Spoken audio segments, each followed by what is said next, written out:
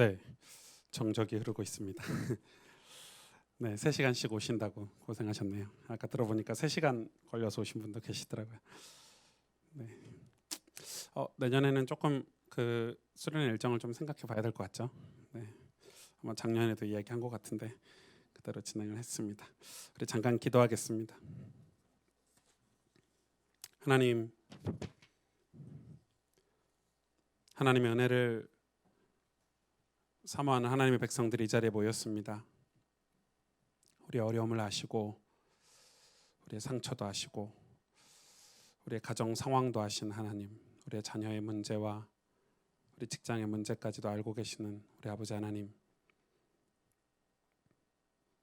오늘 그리스도의 그 복음의 은혜로 우리를 치유하여 주시고 우리를 왕의 자녀답게 거룩한 나라요 하나님의 제사장의 백성답게 회복시켜 주셔서 하나님, 우리가 이 땅에 거룩한 교회가 되고 이 땅에 거룩한 하나님의 백성이 되길 원하오니 이 시간 한량없는 은혜로 하나님 말씀을 통해서 당신의 그 섭리와 우리를 향하신 뜻과 계획을 깨닫는 깊은 은혜가 있을 수 있도록 축복하여 주시기를 원합니다. 우리 자녀들에게도 은혜를 베푸시고 우리 가정에도 은혜를 베푸시고 또 일자리에 함께하지 못한 우리 모든 가스펠 성도들에게도 하나님 특별한 은혜가 이 시간 우리에게 있게 하여 주옵소서. 이 시간 하나님의 말씀을 대언하는데 하나님 하늘의 신령한 음성을 듣는 시간이 되게 하시고 하나님 말씀을 듣는 이 시간에 사모하고 간절한 마음을 주셔서 우리 영혼이 그 말씀이 들릴 때 치유가 되며 고침을 받는 특별한 은혜가 있는 시간이 되게 하시고 성령께서, 보혜사 성령께서 그 말씀을 깨달을 수 있도록 그 말씀을 하나님 우리 삶과 우리 가정과 우리 현장에 이루어지고 성취되는 말씀으로 인도하여 주시기를 시간 간절히 기도합니다. 그래서 하나님, 타락하고 변질된 시대와 또 조직과 단체 속에서 또 우리가 하나님 앞에 무릎을 꿇고 하나님 앞에 거룩한 백성으로 엎드리고 기도하는 시간이 되게 하셔서 우리 자녀들에게 이 복음이, 성경 안에 있는 이 예수 그리스도의 생명의 복음이 전달되는 은혜가 이 교회에 있게 하여 주옵소서. 하나님, 모든 영광을 홀로 받으실 줄 믿고 예수님의 이름으로 간절히 기도하였습니다. 아멘.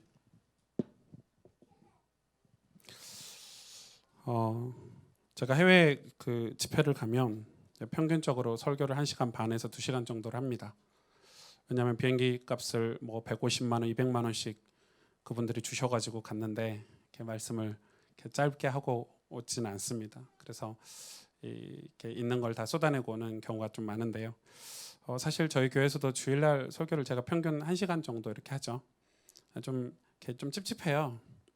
여러분에게 다 못 주고 온 것 같은 그런 느낌이 늘 들고 약간 한 3분의 2 정도 하고 이렇게 내려오는 그런 찝찝함이 늘 있고, 물론 원고대로 설교를 다 하지만은 그런 경향이 좀 있습니다. 그래서 이번 말씀 사경회 때 조금 우리가 하나님 앞에 조금 같이 집중해서 은혜를 받는 시간인데 보니까 작년에 보니까 어떤 집사님네는 이 교회 근처에 호텔 얻으셔가지고 아예 휴가처럼 말씀 사경회를 이렇게 보내신 분들도 계시더라고요. 이 교회가 조금 안정이 되면 제 소원은 어디 좋은데 리조트를 하나 빌려가지고 전 성도들이 다 가셔서 우리 리조트에서 이렇게 부흥회를 하고 집회를 하고 그리고 가족끼리 또 포럼도 하고 은혜도 나누고 이런 집회를 했으면 좋겠다는 소망이 있는데 당분간은 교회가 조금 안정될 때까지 교회에서 하게 되는데 여러 가지 이 장단점이 있는 것 같아요. 또 그런데 가면은 새 가족들이 오기가 좀 어렵기도 하겠죠. 이런 여러 가지 상황들을 좀 보고 인도를 좀 같이 받아가야 될 것 같습니다. 로마서 말씀으로 이 율법에 대해서 오늘 밤에 공부를 하고 또 그 율법의 끝인 은혜에 대해서 내일 오전에 말씀을 좀 나누고 그리고 내일 3번째 강의 시간에는 그 은혜의 삶을 어떻게 살아야 되는지에 대해서 말씀을 좀 나누려고 합니다. 그래서 이번 이 전체 이 말씀 사경의 주제 자체가 약간 율법에 관한 것들을 조금 다루려고 하고 있고요. 세 강의로 이렇게 소화를 다 해낼 수 있을지 모르겠지만은 최선을 다해서 여러분하고 말씀을 좀 나누려고 하고 있습니다. 에스라서에 보면은 에스라서에 이런 말씀이 있죠. 하나님께서 우리에게 말씀을 이 율법을 배우고 행하고 가르치라 이렇게 명령하고 계시죠. 배워야 행할 수 있고 행해야 가르칠 수 있습니다. 이해 가시죠? 여러분 배우지 않고 절대 행할 수가 없고요. 또 배운 걸 그대로 가르치는 것은 올바른 교사가 아니죠. 올바른 선생이 아닙니다. 배운 걸 행한 사람이 가르칠 수 있습니다. 그래서 하나님께서 에스라서 이렇게 말씀하셨어요. 배우고 행하고 가르치라. 이게 우리의 신앙생활이 돼야 되죠. 배우고 행하고 가르치라. 우리 뭐 거의 대부분 배우기만 하고 끝나는 경우가 많고요. 여기까지 가지가 않죠. 행하지 않죠. 다들 이거 건너뛰고 이렇게 가르치는 것만 많은. 배우고 가르치면 좀 다행인데 대부분 다 가르치기만 하더라고요. 그러니 이 하나님의 나라가 아주 진실되고 이 하나님 나라가 아주 진실되고 또 정직하게 이렇게 확산되는 걸 우리가 맛봐야 되는데 그러지 못한 경우가 되게 많습니다. 이거는 하나님이 하신 말씀에 대한 어떤 순종 또 사람 중심이나 어떤 조직 중심이 아니라 하나님 중심의 신앙생활을 해야만이 할 수 있는 사역들이거든요. 그래서 이거에 대한 역할들은 굉장히 많겠죠. 뭐 오승주 목사가 할 수 있는 역할들이 하나님께 맡겨주신 역할들이 있겠잖아요. 그것들을 조금 찾아서 우리가 같이 인도를 받아가야 될 것 같습니다.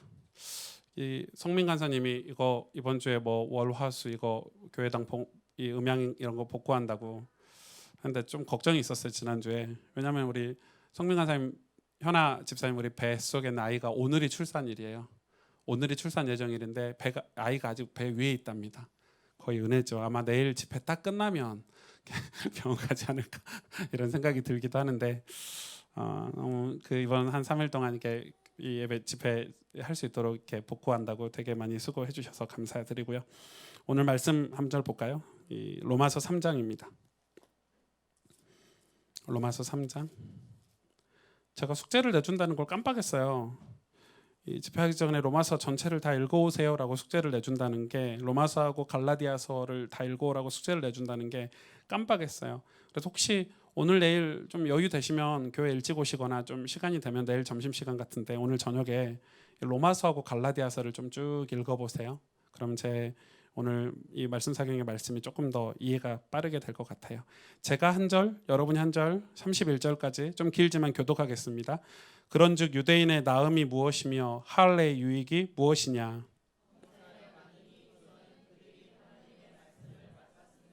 어떤 자들이 믿지 아니하였으면 어찌하리요? 그 믿지 아니함이 하나님의 미쁘심을 패하겠느냐?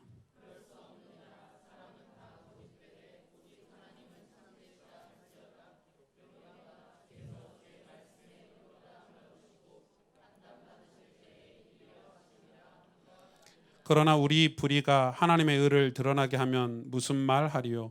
내가 사람의 말하는 대로 말하노니 진노를 내리시는 하나님이 불의하시냐?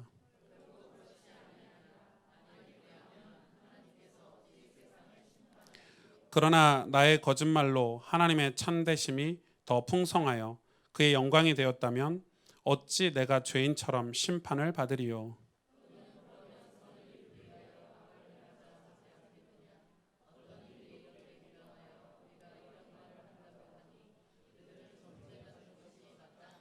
그러면 어떠하냐? 우리는 나으냐? 결코 아니라 유대인이나 헬라인이나 다 죄 아래 있다고 우리가 이미 선언하였느니라. 깨닫는 자도 없고 하나님을 찾는 자도 없고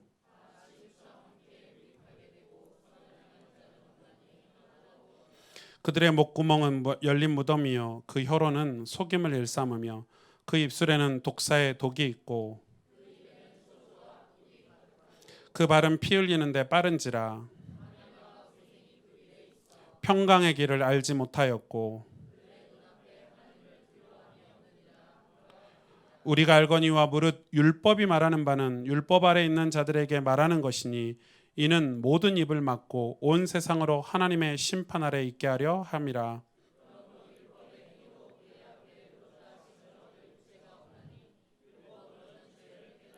이제는 율법에 하나님의 한 의가 나타났으니 율법과 선지자들에게 증거를 받은 것이라.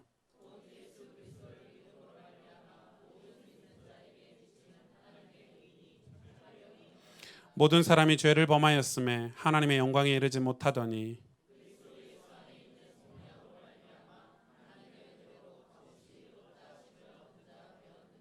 이 예수를 하나님이 그의 피로써 믿음으로 말미암는 화목제물로 세우셨으니 이는 하나님께서 길이 참으시는 중에 전에 지은 죄를 관가하심으로 자기의 의로우심을 나타내려 하심이니.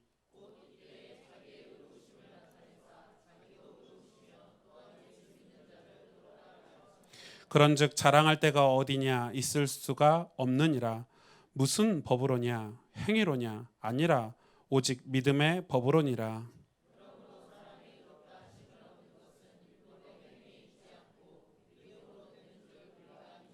하나님은 다만 유대인의 하나님이시냐 또한 이방인의 하나님은 아니시냐. 진실로 이방인의 하나님도 되시느니라.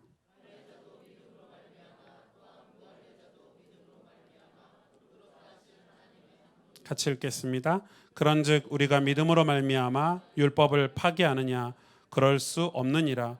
도리어 율법을 굳게 세우느니라. 아멘. 이 율법에 대해서 굉장히 조금 이렇게 난해한 설교가 좀 될 수 있을 것 같아요. 여러분 이렇게 많이 안 적으셔도 되니까 많이 집중해서 저를 보시고 제가 여러분과 좀 대화하면서 오늘 밤 율법에 대해서 이해가 돼야 내일 은혜가 풀리고 은혜로 사는 삶이 풀려요. 여러분 이 율법을 모르기 때문에 역설적으로 율법적으로 사는 거예요. 율법을 알면 절대 율법적으로 살지 않아요. 왜 율법적으로 사냐면 율법을 모르기 때문에 율법적으로 사는 거예요. 여러분 이단들이 사이비들이 왜 이단에 계속 있죠? 그들이 가르치는 그 교리가 틀리다는 걸 모르기 때문에. 그래서 뭐 목사가 이 예화를 들면 안 되지만 우리나라 속담이나 우리나라 어른들이 하시는 옛날 어른들이 하는 말들이 가끔 맞는 말이 있어. 선무당이 사람 잡는다고. 그죠? 자, 어설프게 알면 사람을 잡아요. 그러니까 왜 율법은 사람을 괴롭고 어렵게 하는 율법의 삶을 살도록 이렇게 가냐면 율법을 제대로 모르기 때문에 그래요. 여러분 오늘 밤에 조금 지루한 설교가 될 수 있지만 율법을 꿰뚫으시기를 바랍니다. 율법을 알면 우리는 은혜의 삶을 살 수밖에 없어요. 율법을 바르게 알면, 왜냐하면 율법을 주신 이유가 은혜의 삶을 살라고 주신 거기 때문에. 율법을 통해서 우리가 율법이 가르치는 곳을 향해서 갈 수 있도록 율법이 우리의 어떤 이 길라잡이가 되는 것인데, 우리는 그 율법에 사로잡혀서 살 때가 되게 많죠. 좀 역설적이죠. 역설적이지만 율법을 몰라서 율법적으로 살아요, 사람들이. 여러분 죄를 알면 죄에서 살고 싶지 않으려고 해요. 죄의 삭은 사망이잖아요. 죄를 잘 모르니까 사람들이 죄 속에서 사는 거예요. 그래서 여러분 우리가 오늘 제가 영상을 보고 내일 또 영상을 보고 또 3강 때도 영상을 보겠지만 제가 왜 이 성경에 대해서 여러분이 공부를 많이 하셔야 돼요. 제가 어젯밤에도 새벽에 저희 교단 안에서 저희 교단이 있잖아요. 여러분 다 우리 교회가 속한 교단이 있고 거기서 우리가 훈련을 받고 복음을 들었죠. 그 안에 이제 제 선배, 제 또래들, 주로 이제 제 후배들은 몇 명 안 되는데 제가 이제 같이 어울려서 이렇게 대화하는 목사님들이 다 저보다 5살 내지는 몇 살 형들이에요. 저는 제 또래하고 이렇게 대화하면 잘 이렇게 깊은 대화를 잘 못하겠더라고요. 그래서 그 몇몇 이 목사님들과 함께 제가 저희 교단의 미래를 두고 이렇게 기도하고 포럼하고 의논하는 그런 모임이 있어요. 어제 밤에 이제 긴급하게 호출이 와가지고 그 모임에 갔는데 거의 한 3시간 정도 대화를 좀 많이 했어요. 왜냐하면 우리는 제가 뭐 억지로 하려고 해서 하는 건 아니지만 지난주 우리가 이 창세기 설교를 하면서 사람 중심에서 인간 중심의 신앙생활을 해야 된다고 이렇게 말씀을 여러분하고 나눴죠. 하나님 앞에 서야 된다고, 두렵고 떨림으로. 그래야 우리 삶이 하나님 앞에 서야 두렵고 떨리는 삶을 살 수 있어요. 이 죄가 얼마나 무섭냐면 죄가 스며들면 어떻게 되죠? 하나님이 보이지 않게 돼요. 하나님 앞에 서지 않고 사람 앞에 서게 만들어요. 그때부터는 내 소견대로 살죠.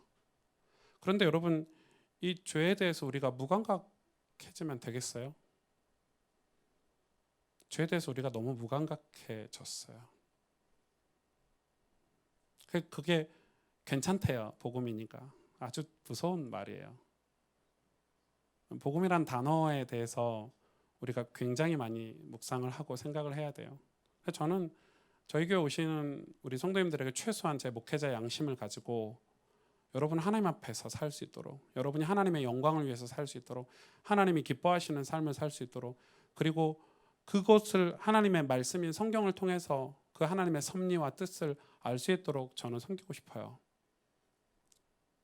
그 일에 우리 교회가 좀 쓰임 받았으면 좋겠고, 그래서 여러분 조금 힘드시지만 개척 멤버로서 지난 5년 동안 함께 저희 교회 하나님 보내주신 이 교회 멤버로서 여러분이 굉장히 저는 이 성경과 씨름하는, 성경과 굉장히 씨름하고, 또 성경과 씨름하다 보면 성령의 도우심이 필요하잖아요. 그래 굉장히 성령의 도우심을 구하고, 그래서 여러분의 삶이 하나님이 여러분의 삶 가운데 개입하시고 역사하시는 그런 신앙생활을 하도록 저는 돕고 싶은 마음이 있어요. 사실 저는 여러분 아시다시피 저는 굉장히 실수도 많이 하고요. 저는 요즘 이제 말을 많이 안 하려고 해요. 사람들하고 대화하면서 실수를 너무 많이 해요. 그러다 보니까 자꾸 이제 사람들 만나는 것도 조금 거리가 있고, 그렇게 하지만은 제 중심은 변함이 없어요. 하나님이 이 귀한 이 조그맣고 볼품없는 교회에 하나님이 여러분을 보내주셨는데, 제가 여러분을 향해서 정말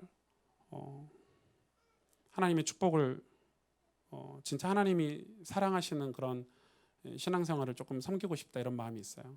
여러분 한 10년, 15년 됐죠?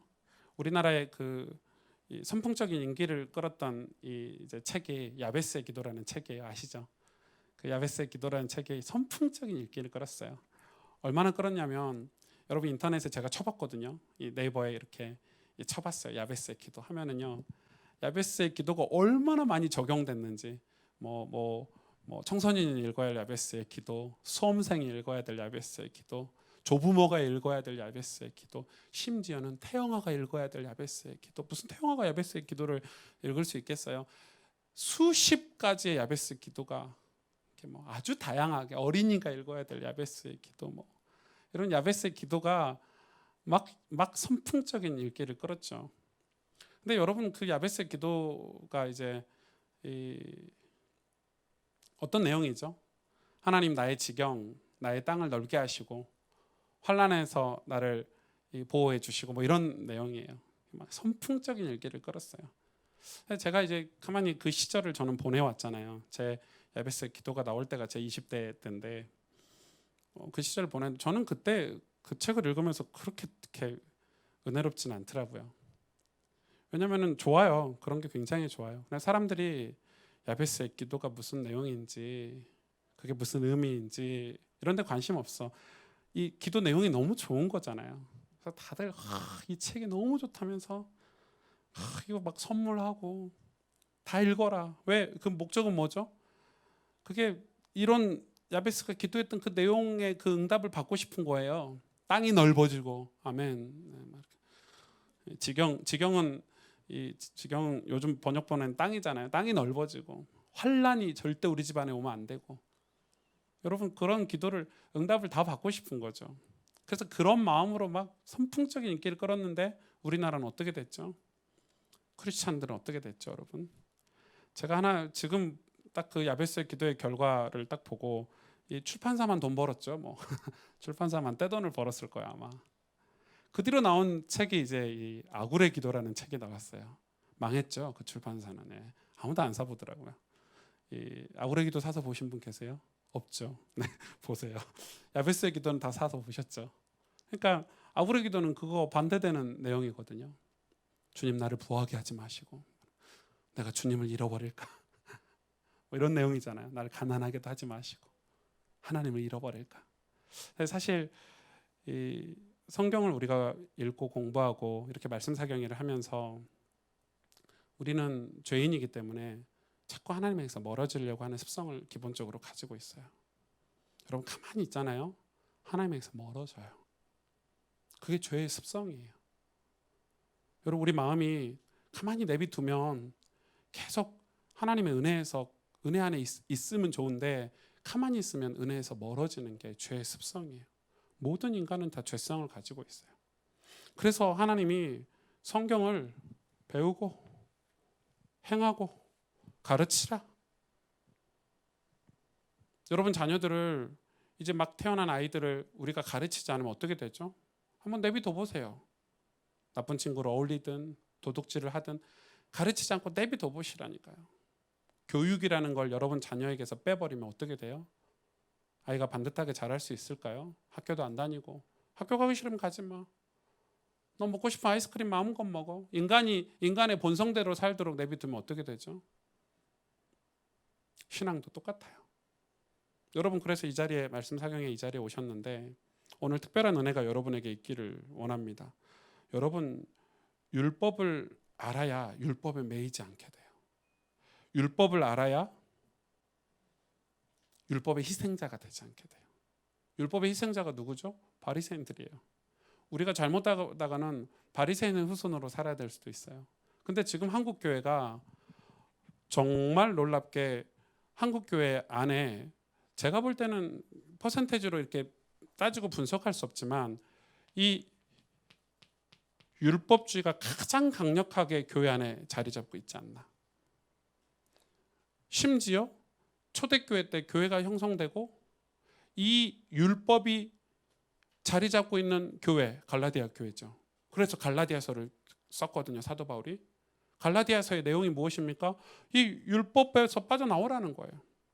율법이 끝났는데 왜 율법에 사로잡혀 사냐? 심지어 로마서도 비슷한 내용이죠. 그만큼 이 율법은 아주 강력하게 우리에게 왔는데, 근데 이 율법을 누가 주셨어요? 하나님 주신 게 맞잖아요. 그렇죠? 여러분 율법이 뭐죠? 율법을 언제 주셨죠? 하나님이? 이 정도는 알고 계시죠? 율법 언제 주셨어요? 언제?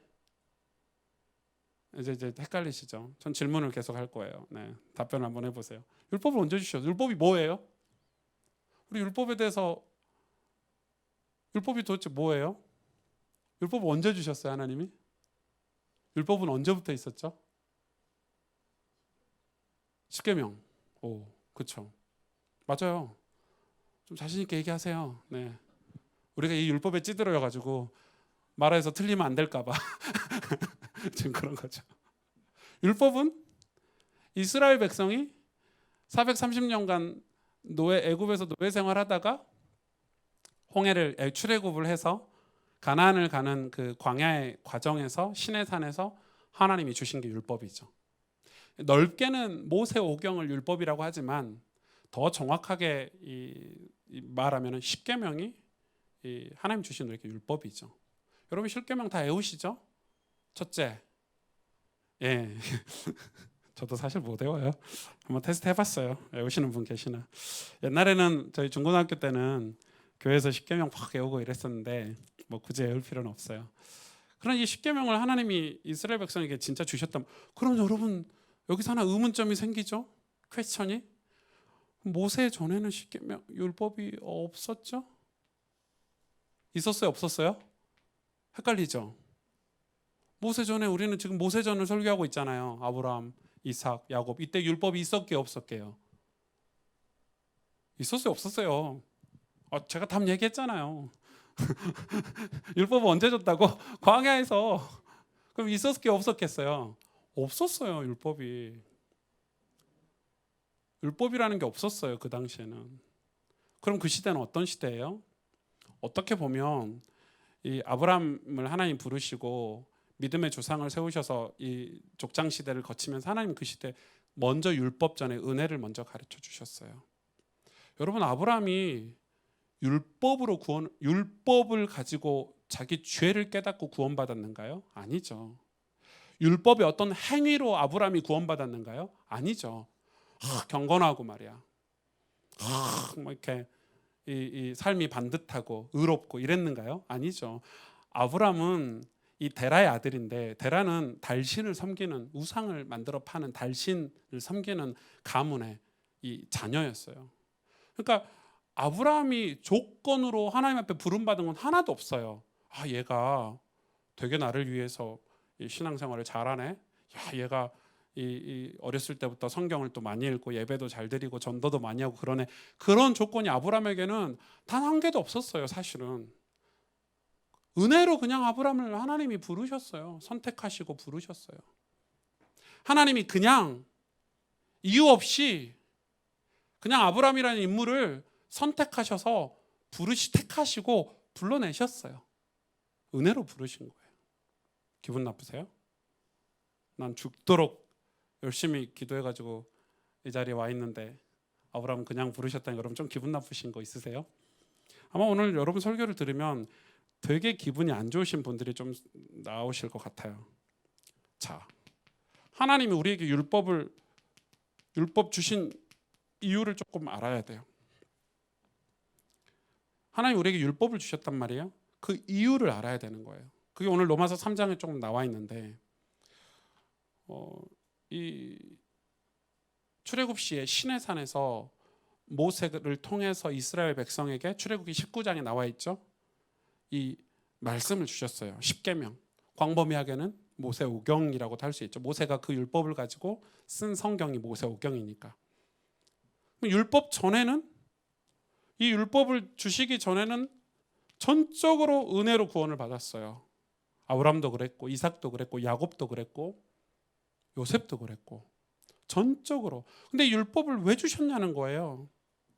아니 착한 일 선한 일을 할 수 없는 상태 아브라함을 하나님이 부르셨는데 이게 완전 은혜죠. 오로지 하나님의 은혜 때문에 구원을 받았죠. 그런데 보세요. 이스라엘 백성을 이 가나안의 민족으로 데리고 가시려고 하나님이 애굽에서 430년 동안 종살이하게 하셨어요. 하나님 섭리죠. 근데 여러분 30년 동안 종 노릇하게 하셨는데 완전 저주 아닙니까? 여러분 종으로 우리나라가 일본에 겨우 한 몇십 년 종 노릇 했는데도 그 영향이 엄청나잖아요. 그죠? 내일이 광복절인데 엄청나요. 여러분 기도 많이 하셔야 돼요. 우리나라를 위해서. 우리나라 정치적인 이 상황이 그닥 지금 좋은 상황은 아니죠. 기도를 많이 해야 돼요. 하나님 기도하라고 우리에게 주신 지금 주변의 상황들이 아닌가 싶은데 아무튼 겨우 몇십 년 이 속국으로 이 우리나라를 빼앗겨서 이렇게 하는 것만 해도요 엄청난 우리 어른들은 고생을 하고 힘들고 그래 지금도 나와 있잖아요. 스매끼리 뭐 벤또 일본 말들이 지금도 우리나라에 남아 있잖아요. 옛날 어른들 이름이 왜 다 명자 뭐 순자 뭐 똥개 이런 줄 아세요? 안 잡혀가려고 이름 예쁘면 잡아갔거든요. 그러니까 안 잡혀가려고 뭐 옛날 이름을 대충 지은 거예요. 이 우리 아이를 보호하려고 똥개라고 이렇게 지고 뭐 이렇게 뭐 명자라고 지우고 뭐 이렇게 명자는 우리 누나도 있는데 뭐 순자라고 지우고 뭐 이렇게 이름 막 대충 지은 거예요.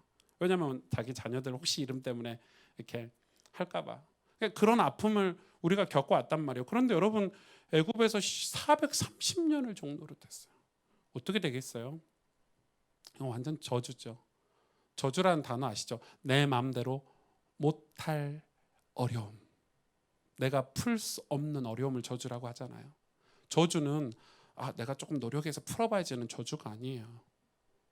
내 노력으로 내 의지로 어떤 내 힘으로 풀 수 없는 상태가 저주라고 그러는 거예요. 그러니까 가난이 저주인 경우는 노력해서 가난을 풀 수 있으면 그건 저주가 아니에요.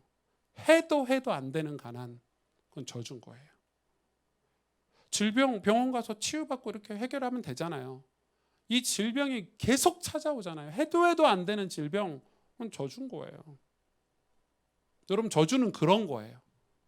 못 벗어나는 상태를 저주라는 단어 안에 있는 못 벗어나는 거야. 그러니까 이 430년이라는 거는요. 하나님이 모세를 보내서 끄집어내기 전까지는 못 벗어난 상태였어요. 그냥 계속 애굽에 그냥 종으로 사는 거예요. 자포자기하고 의식이 이 완전 의식과 우리의 정신 세계와 우리의 어떤 문화와 어떤 자존감, 자긍심 이런 것까지 다 뺏겨서요. 그냥 여러분 그게 제일 무서운 거거든요. 제가 고민하는 게 그런 거예요. 지금 한국교회 우리 신앙 지금 한국교회 지금의 신앙이 과연 올바른가? 좀 교회가 올바른가? 잘못하다간 저도 그거에 익숙해서 그냥 살까 봐. 그게 두려운 거예요. 여러분, 제가 두려워하는 거는 딱 그거예요. 남들 다 저렇게 하니까, 남들 다 저렇게 하니까 나도 해도 괜찮겠지. 나도 그럴까 봐 두려운 거예요. 하나님을 두려워하지 않고 하나님의 말씀인데도 불구하고 하나님 말씀이지만 그래도 사람들이 이렇게 다 하니까 그게 두려운 거예요. 저주라는 것은 갇혀버린 상태를 얘기해요. 여기서 하나님이 십자가 보혈을 상징하는 어린 양의 피, 예수 그리스도를 상징하는 어린 양의 보혈의 피로 모세를 통해서 출애굽하셨죠. 출애굽하셨는데 출애굽 이 피를 문설주에 피를 바르고 다 챙겨가지고 나오는데 이스라엘 백성이 어디서 불평한 줄 아세요? 홍해 앞에 섰을 때 제일 먼저 불평을 했어요. 세상에 아직 이 출애굽하기 전부터 불평을 하기 시작한 거예요. 근데 하나님이 뒤에는 군대가 막 쫓아오죠. 애국 군대가 막 기병대가 쫓아오죠. 앞에는 바다가 있죠. 어떻게 그때 막 불평하잖아요. 원망하죠. 그때 하나님이 모세를 통해서 홍해를 가르셨어요. 홍해를 탈출했어요. 마른 땅을 걸었다고 그랬죠. 그리고 기병들이 뒤에 쫓아왔을 때 그 물길을 원위치 시키셔서요. 다 수장시키셨단 말이에요. 그러고 가서요. 이스라엘 백성들이요. 한 200만 명 되는 이스라엘 백성들이 춤추고 하나님 찬양하고 하나님 우리에게 이런 구원의 은혜를 베푸셨다고요.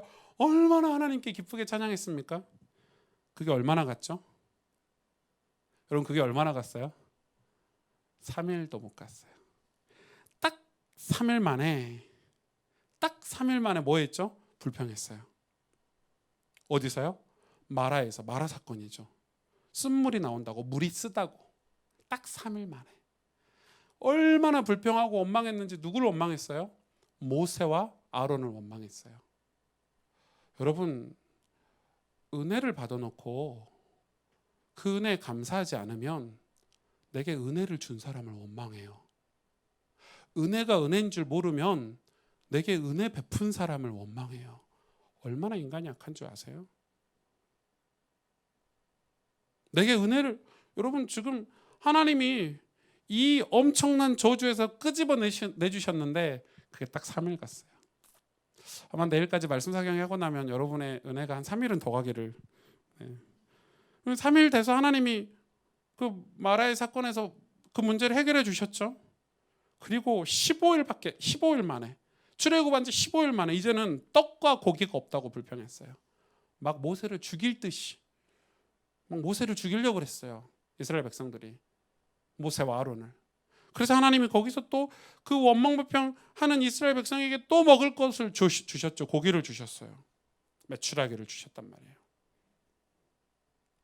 그리고 또 실컷 떡과 고기를 먹었음에도 르비딤에 가서 또 물이 없다고 또 불평했어요. 제가 하나님이었으면 반 죽였을 건데 하나님 또 반석에서 돌을 깨셔가지고 또 생수를 주셨어요. 그리고 모세를 시내 산으로 부르신 거예요.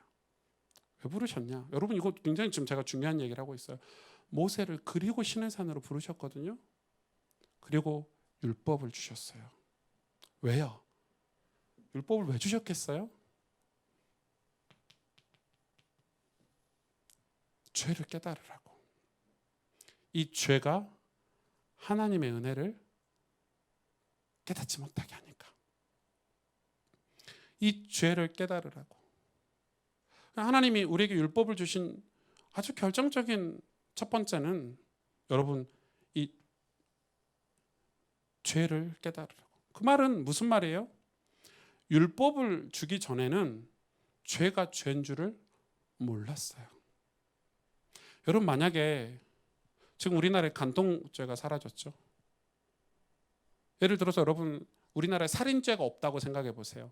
살인한 사람을 재판을 해서 이 살인죄에 대한 어떤 법을 형량을 때리는데 그 살인죄가 없다고 생각해 보세요. 사람을 죽이는 게 죄가 아닌 거야. 그럼 어떻게 되겠어요? 무섭겠죠. 맞잖아요. 성적인 죄 기준이 없다고 생각해 보세요. 도둑질하는 게 도둑질이 죄라는 어떤 기준을 제시하지 않으면 어떻게 되죠? 물건 막 훔치겠죠. 옛날에는 여러분 족장시대 때는 도둑질하는 게 죄가 아닌 때가 있었어요. 남의 물건을 훔쳐도 죄가 아닌 거예요. 하도 훔쳤으니까 하도 훔치니까 죄를 법이라는 걸 만든 거예요. 이해가 가시죠? 십계명을 하나님 우리에게 왜 주셨냐면 하나님이 우리를 구원해 주셨어요. 은혜로. 근데 인간들이 이스라엘 백성들이 그 은혜를 몰라. 왜요? 죄를 모르니까. 그래서 이 죄를 깨닫게 하시려고 하나님이 처음으로 주신 율법이 뭐냐면 그게 바로 십계명이에요. 그리고 모세가 이 십계명을 가지고 모세오경 창세기부터 출애굽기, 레위기, 민수기, 신명기를 기록을 했어요. 그래서 넓게는 율법을 모세오경이라고 그러고 좁게는 십계명이라고 그러는 거예요. 이때 처음으로 하나님이 자기들이 지금 하나님의 이 죄가 뭐였어요? 하나님이 이스라엘 백성에게 깨닫게 하는 죄가 은혜인 줄을 모르는 상태가 돼버린 거예요. 이게 진짜 죄인 거죠. 아니 애굽의 종노릇하는 이스라엘 백성 끄집어냈는데 그 은혜를 은혜인 줄 모르는 거예요. 그래서 뭐 어떻게 했죠? 그게 죄인 거예요. 죄는 하나님의 은혜를 은혜로 여기지 않게 하는 거예요. 그게 얼마나 심각한 죄인 줄 몰랐죠. 사람들은 이처럼 자기들의 죄를 이렇게 잘 몰라요. 이게 죄인 줄을 몰라요. 그래서 하나님이 그 죄를 깨닫게 하시려고 우리에게 율법을 주셨어요. 이런 식이에요. 합리적이에요. 아니 물이 있으니까 쓰다고 하지. 주로 불평하는 사람들의 특징이죠. 아니 고기가 없어서 단백질을 못 먹으니까 못 먹는다고 하지. 이게 이제 불평하는 사람들의 특징이잖아요. 그죠? 아니 물이 지금 없으니까 물이 없다고 하지. 그래서 그런 사람들 이야기 들으면 딱 맞는 것 같아요. 맞아. 우리가 불평할 만하지. 이렇게 다 그런 식이에요. 그게 자기 눈에 있는 들보, 자기 눈에 들보 큰 기둥 같은 게 있는 줄 모르면서 남의 눈에 있는 그 티끌은 이제 막 지적하고 지적질하고 이런 사람들의 특징이 뭐예요? 다 이렇게 자기가 지금 하고 있는 죄가 얼마나 큰 죄인지를 모르는 사람들이 뭐가 잘못인지 모르는, 뭐가 잘못인데라고 내가 지금 하고 있는 불평과 원망이 뭐가 잘못이냐고 생각하는 그게 사실은 죄인 거예요. 그런데 여러분 은혜 받은 사람들은 그렇게 안 하죠. 이야기 안 합니다. 절대 그렇게 안 합니다. 여러분 은혜 받은 사람들은 여러분 출애굽을 했다니까요. 출애굽한 이스라엘 백성이 은혜를 알았다면, 하나님의 은혜를 알았다면 여러분 원망하고 불평했을까요? 막 하나님께 따져들고 죽이려고 하고, 심지어는 하나님이 살아 계심에도 불구하고 하나님의 백성임에도 불구하고 금송아지를 만들어서 우상을 만들어 가지고 우리를 지켜달라고 했던 민족이 이스라엘 민족이에요. 진짜 요즘 아이들 말로 대환장 파티죠.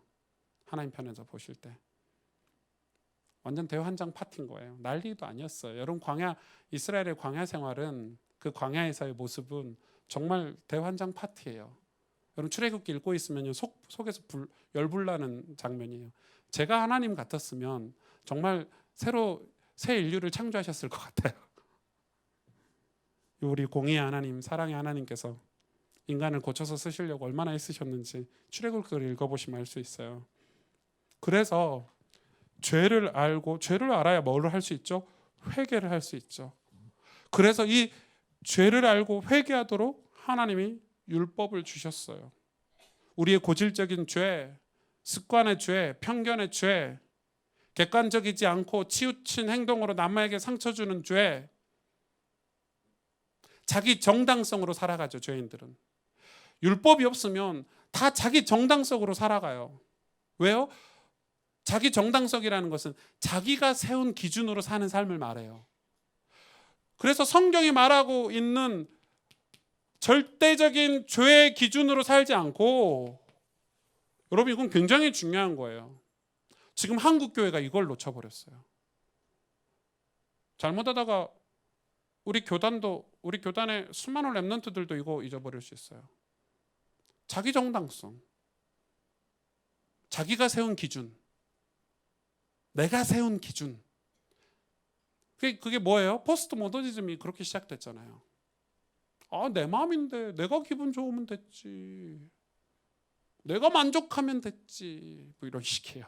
다 맞는 말 같아요. 그래서 개인화가 시작이 됐는데 다 맞는 말이에요. 뭐 그럴 수 있잖아요. 그러나 구원받고 하나님의 백성이 되고 우리가 천국에 입성하기 위해서는 절대적인 죄의 기준을, 이거 어디에 기록되어 있어요? 율법에, 성경에. 그러니까 지금 여러분 굉장히 우리가 위험한 시대에 살고 있어요. 여러분 서점에 가서 신앙 서적, 그 기독교 신앙이라고 이 걸려 있고 그 밑에 책들이 엄청 많잖아요. 아무나 읽으시면 안 돼요. 얼마나 이상한 책들이 많은데요. 여러분 목사들 책이라고 다 좋은 책이 아니에요. 그런 야베스의 기도 같은 책들이, 뭐 이상한 책들이 얼마나 많은지 몰라요. 성경적이지 않은 책들이. 그래서 여러분 책은 아무거나 읽으시면 안 돼요. 신앙서적. 차라리 불신자 책은 이거 불신자가 쓴 거야 하고 내 삶에 유익한 것만 뽑아가죠. 신앙서적은 영향을 받잖아요. 여러분이 뭐 요즘 이재록 목사나 완전 사입이죠. 뭐 그런 신천지 이만희 그런 사람들 책 읽어보세요. 얼마나 은혜로운지 몰라요. 근데 그게 맞아요, 여러분? 뭐가 없으니까? 율법이 없으니까 이런 고질적이고 습관적이고 어떤 내가 가진 편견들, 치우친 행동들, 객관적이지 않은 전부 자기 정당성으로 살아가는 그 죄, 절대적인 죄의 기준은 율법을 통해서만 하나님이 우리에게 알려주시려고. 야, 그거 죄야. 옳지 않아.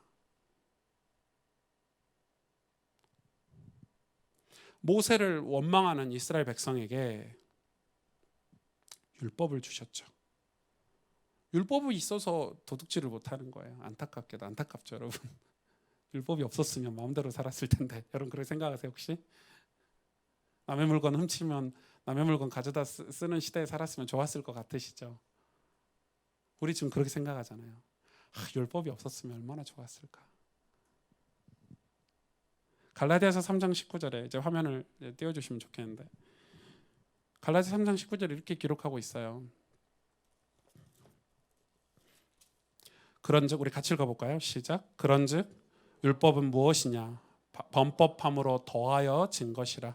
천사들을 통하여 한 중보자의 손으로 베푸신 것인데 약속하신 자손이 오시기까지 있을 것이라. 언제까지 있을 것이라? 약속하신 자손이 오시기까지. 약속하신 자손이 누구예요? 예수 그리스도. 그러니까 율법은 언제까지만 있냐면 예수 그리스도 오시기 전까지만 있는 거예요. 그 말은 구약에만 있어야 된다는 게 아니라 우리 개인에게 적용했을 때 우리가 예수 그리스도를 만나기 전까지 율법이 필요하다는 거예요. 근데 율법을 왜 주셨냐? 범법자들 때문에 주셨대요. 법을 어기는 사람들 때문에 주셨대요. 로마서 3장 19절을 보실까요? 로마서 3장 19절에 이렇게 기록하고 있어요. 우리가 알거니와 무릇 율법이 말하는 바는 율법 아래에 있는 자들에게 말하는 것이니 이는 모든 입을 막고 온 세상으로 하나님의 심판 아래 있게 하려 함이라. 그러니까 여러분 이거 굉장히 어려운 말인데, 은혜를 위해서 뭘 주셨냐면 율법이라는 걸 우리에게 주셨대요. 자, 여기서 한 가지 짚고 갈까요? 죄가 없으면 율법이 필요해요, 필요하지 않아요? 죄가 없으면 율법이 필요해요, 필요하지 않아요? 필요하지 않아요. 그럼 반대로 율법이 없으면 죄가 있게요, 없게요? 있어요? 율법이 없는데 어떻게 죄가 있어요? 맞잖아요. 율법이 없으면 죄도 없어요. 그래서 이 로마서의 되게 복잡한 내용에 여러분 제가 핵심을 좀 찝어드리면, 율법이 있기 전에는 죄라는 게 없었어요. 죄인 줄 몰랐어요, 사람들이. 왜? 율법이 없기 때문에. 그러니까 지금 여러분이 우리가 율법이라는 걸 거치지 않고 율법이라는 걸 여러분이 여러분 삶의 기준으로 한 번 정도 여러분 삶을 점검하지 않으면 내가 지금 혹시 하나님이 싫어하시는 죄를 짓고 있는데 그게 죄인 줄 모르고 살고 있을 수 있다 이 말이에요. 복음이라는 단어를 가장해서. 이해가 되세요? 이거 이해하셔야 돼요. 공부하는 시간이에요. 이해하셔야 돼요. 많은 분들이 율법 오직 복음이지 오직 그리스도지 맞아요. 그렇게 말하는데 뭐라 그러냐면 율법이 끝났어요. 율법에서 우리는 벗어나야 돼요. 그 말이 맞아요. 맞지만 하나님이 우리에게 율법을 주신 이유는 이스라엘 백성에게 불평하고 원망하고 하나님의 은혜가 은혜인 줄 모르고 감사하지 않고 사는 삶, 그 이스라엘 백성에게 모세오경과 십계명을 주셨다는 사실을 여러분 아셔야 된다 이 말이에요. 우리 마음대로 살고 내 소견대로 살고 내가 정한 나의 자기의 정당성, 내가 세운 기준으로 여러분이 혹시 살고 계시다면 우리는 율법을 확인해야 되는 거예요. 하나님 그것 때문에 율법을 주셨기 때문에. 그래서 우리가 흔히 말하는 우리 은혜 받았어. 야 우리 복음 깨달았어. 근데 그게 진짜 은혜가 아닐 수 있다는 거예요. 진짜 감사해서 내 영혼 깊은 곳에서부터 하나님 감사해요. 진짜 날 구원해 주셔서 감사해요. 정말 하나님 나를 살려주셨군요 라는 감사가 왜 안 나오는 줄 아세요? 아직 내가 죄를 뭔지 몰라. 아직 내가 죄인이라는 사실을 인정하지 않았어. 왜? 율법으로 확인한 적이 없거든. 내가 은밀하게 교회를 다니면서 은밀하게 죄를 계속 반복적으로 습관적으로 계속해서 객관적이지 않는 치우친 행동을 가지고 자기 정당성으로 그렇게 불평하고 원망하면서 살아가고 있다면 하나님 그런 자에게 율법을 주셨다는 거예요. 이거는 율법의 뭐죠? 선한 기능이죠. 율법의 선한 기능. 그래서 이 율법을 하나님이 누구에게 주셨어요? 그러니까 바로 나오죠. 제가 얘기했죠. 율법 주신 대상. 하나님이 율법을 주신 대상이 누구예요?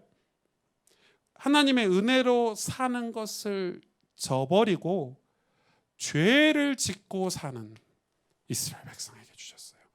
하나님의 은혜로 구원받았음에도 불구하고 하나님의 은혜를 저버리고 죄를 짓고 사는 사람들에게 이 율법을 주셨어요. 그게 어디에 기록되어 있어요? 디모데전서 1장 9절에 10절에 정확히 기록되어 있어요.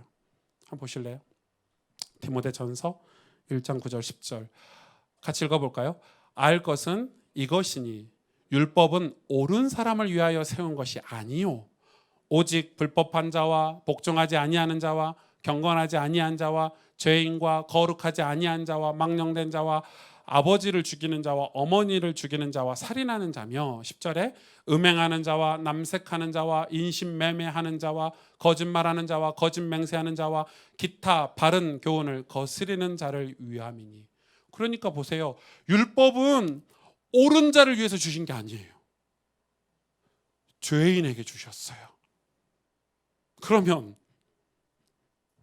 여전히 죄 아래 있는 사람에게 율법은 지금도 선한 기능으로 필요하다는 거예요. 예수 그리스도를 모른 채 불신자로 사는 사람들에게는 지금도 율법이 필요한 거예요. 자기 죄를 깨닫게 하기 위해서 하나님 우리에게 율법을 주셨대요.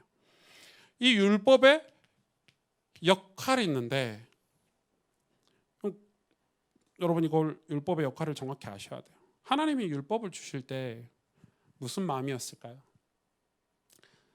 자, 오늘 새벽에 하나님이 율법을 우리에게 주셨을 때 어떤 마음이었을까? 율법을 아브라함 때 주셨으면 얼마나 좋았을까? 이삭 때 주셨으면 얼마나 좋았을까?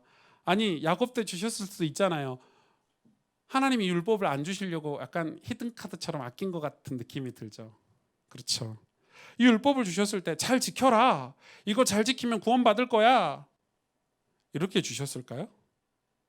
이 율법 우리에게 던져주셨을 때, 하나님이 모세를 통해서 이스라엘 백성 율법을 주셨을 때 얘네들이 이걸 잘 지킬 거야, 이런 흡족한 마음으로 주셨을까요? 한번 생각해 보세요. 남 생각하지 말고 여러분 자신을 생각해 보세요. 율법을 주셨을 때 지킬 수 있을 것 같으세요? 십계명 읽어드릴까요? 하나님이 그렇게 주셨을까요? 아니죠. 하나님은 율법을 주셨을 때 지키지 못할 것이라고 생각하고 주셨어요. 우리가 절대 결코 율법을 지키지 못할 것이라고 주셨어요. 하나님 원망스러우시죠. 율법을 열태 지켜오신 분들. 그래서 이 바리새인들, 서기관들이 화가 난 거예요.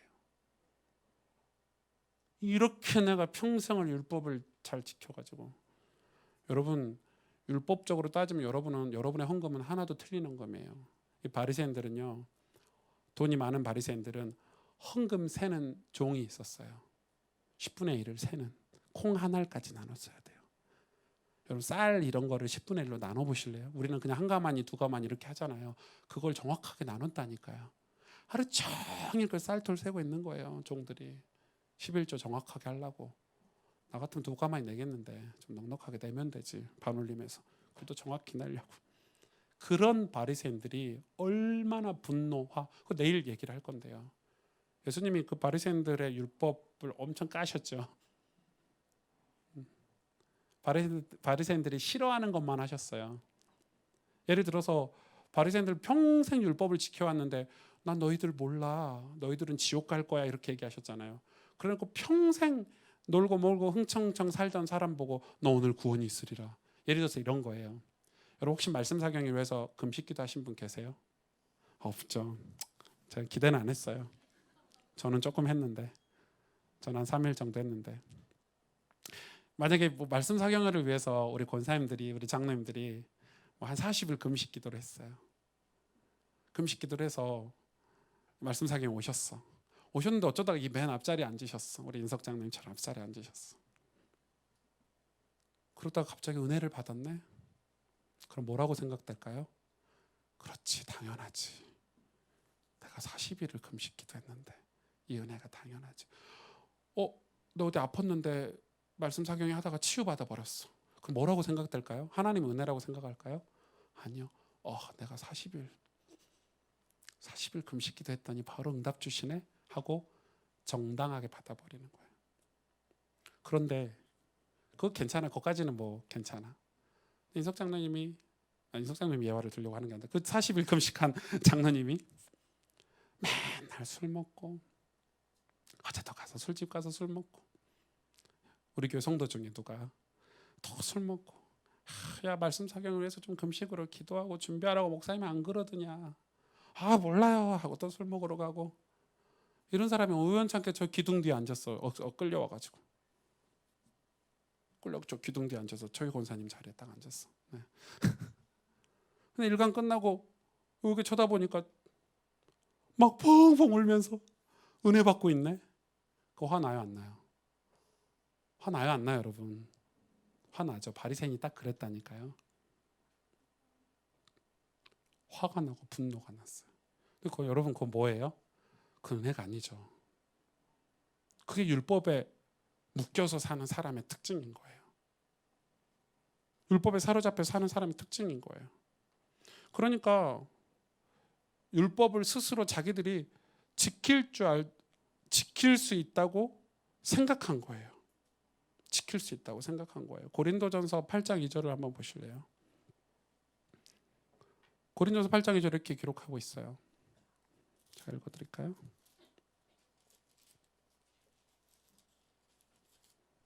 만일 누구든지 무엇을 아는 줄로 생각하면 아직 마땅히 알 것을 알지 못하는 것이요, 이렇게 기록되어 있거든요. 그러니까 사람들이 무엇인가를 내가 안다고 생각하면, 마땅히 아는 줄로 생각하면 안 된다는 거예요. 저는 이거를 너무 많이 느꼈어요. 하나님 우리에게 율법을 주셨는데, 이 율법의 역할은 사실은 정확히 이야기하면 하나님이 우리에게 주신 하나님의 기준이죠. 기준. 야, 죄는 이거야. 죄는 이런 거야. 너희가 구원받으려면 이런 삶을 살아야 돼라는 하나님의 절대적인 기준으로 우리에게 율법의 역할로 주신 거죠. 정확히 이야기하면. 그리고 이 죄를 뭐 하려고? 깨닫게 하려고 주신 거예요. 죄를 깨닫게 하시려고 주신 거예요. 이게 율법의 두 번째 역할이에요. 기능이에요.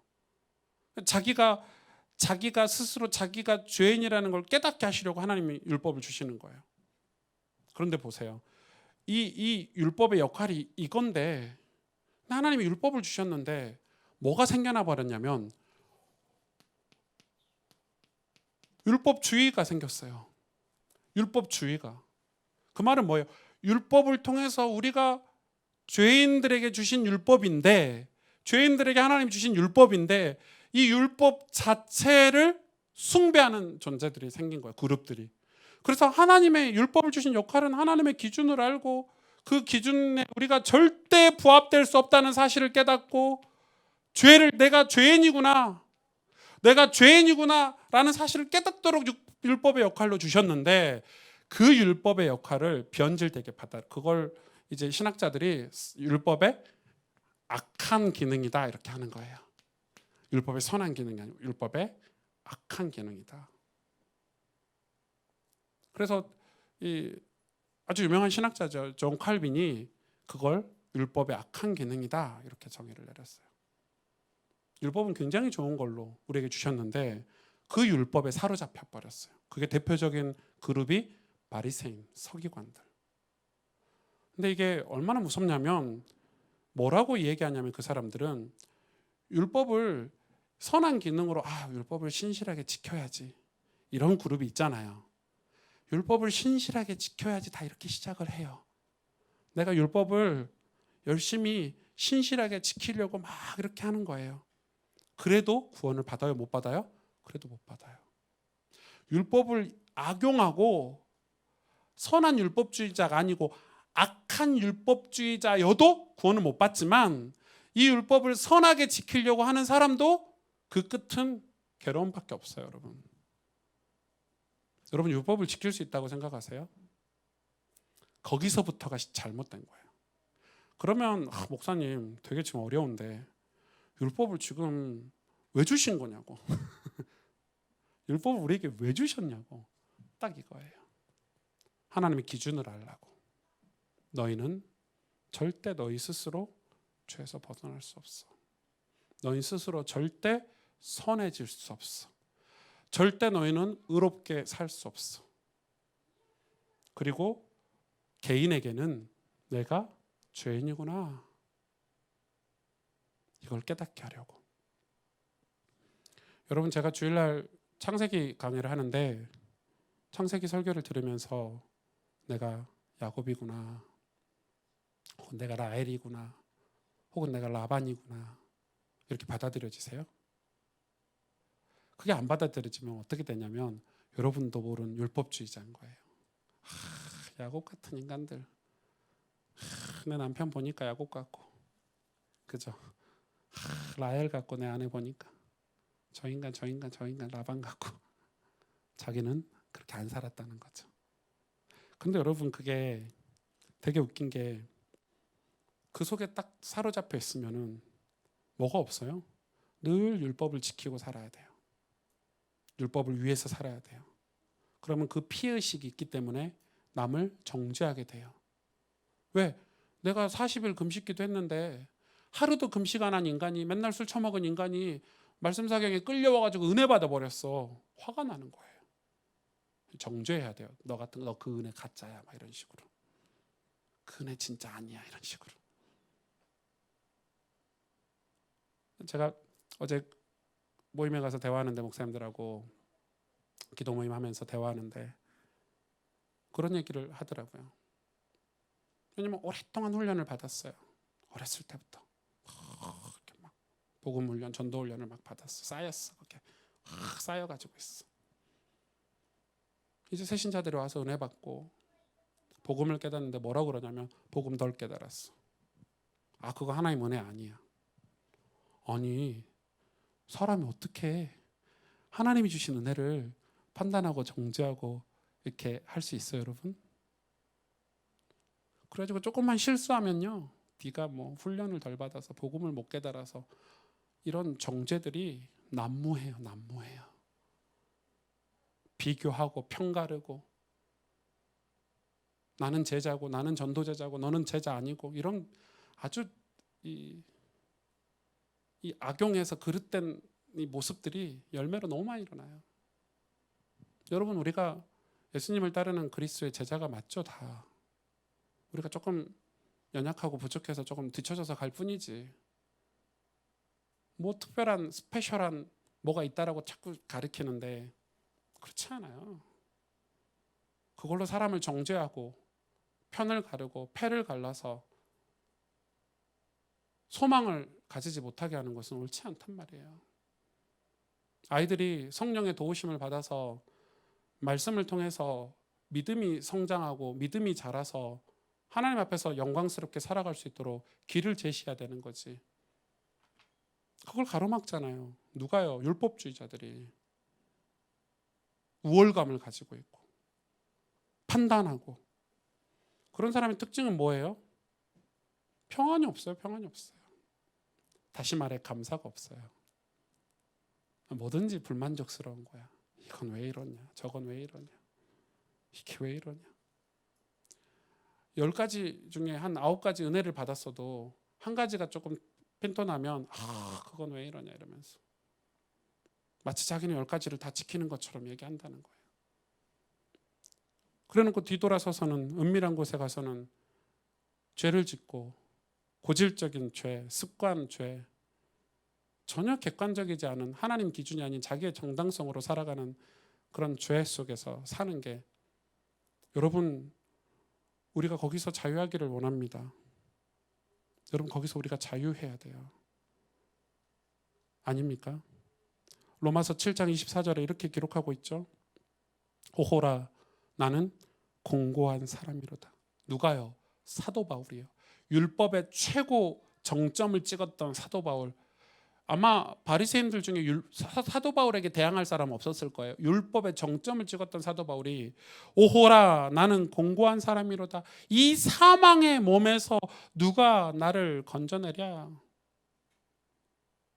여러분, 이 고백 다 하셨죠? 한번 같이 읽어볼까요? 로마서 7장 24절을 시작. 오호라, 나는 공고한 사람이로다. 이 사망의 몸에서 누가 나를 건져내랴. 이 고백 없으면 구원 못 받아요. 여러분 다 이 고백 하셨죠? 아멘. 예. 나는 공고한 사람이다. 난 죄인이다, 이 말이에요. 이 사망의 몸에서 누가 나를 건져내랴. 이 고백이 없는 사람은 아직 그리스도를 체험한 사람이 아니에요. 이 고백이 없는 사람은 아직 그리스도를 체험한 사람이 아닌 거예요. 율법을 지켜서 살면요, 율법 속에서 살면, 하나님 율법을 주셨는데 이 율법 속에서 갇혀서 살면 죽을 고생해서 죽는 신앙이에요.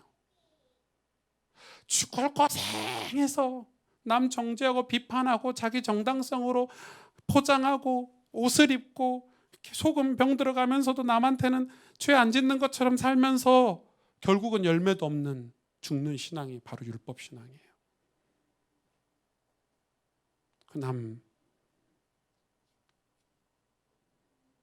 근데 왜 그러냐? 왜 그러죠? 이 율법은 명쾌한 답이죠.